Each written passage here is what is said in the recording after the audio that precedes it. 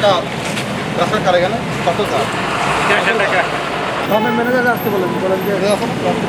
এখানে তিনটা কাঁসার মিলে আসলে এখানে কিছু আপনার হচ্ছে যে এই যে সাদা পাথর রয়েছে এবং এটা যে কাজটা করছে সেটা হচ্ছে সাদা পাথরগুলো নিচে দিচ্ছে, উপরে হচ্ছে ইম্পোর্টেড করা পাথরগুলো দিচ্ছে এলসি করা দিয়ে এখানে পরিবহন করার চেষ্টা করছেন। তো আমরা এটা এখন দেখছি এটা এইটার মালিককে কী করা যায়, কারণ এটা আমরা এটা ব্যবস্থা নিচ্ছি।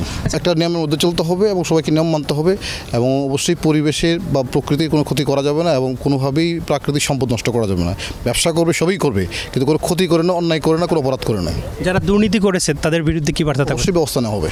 তিনি বলছিলেন যে আসলে কোনোভাবেই পরিবেশের ক্ষতি করা যাবে না এবং এই মুহূর্তে তিনি সিলেটের এই ক্রাশার মিলে এসেছেন এবং সেখানে এসে তিনি প্রচুর পাথর দেখতে পেয়েছেন যে সেই বালুর নিচে এলসি করা বালু রয়েছে, আবার এলসি করা পাথর রয়েছে, যার নিচেই কিন্তু সাদা পাথর রয়েছে এবং তিনি সেটা দেখে গিয়েছেন এবং নির্দেশনা দিয়ে গেছেন। এইটা রাস্তার কার এখানে কত স্যার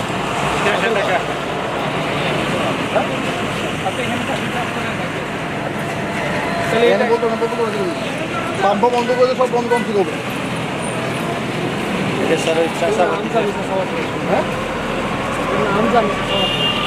এখানে কি ব্যবসা করবো জানেন না?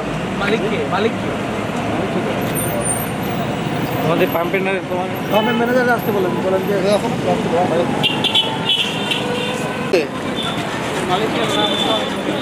কেন জানবেন না? এখানে নতুন আসছে সব কিছু নষ্ট চাষাবাদ সেটা কি বন্ধ?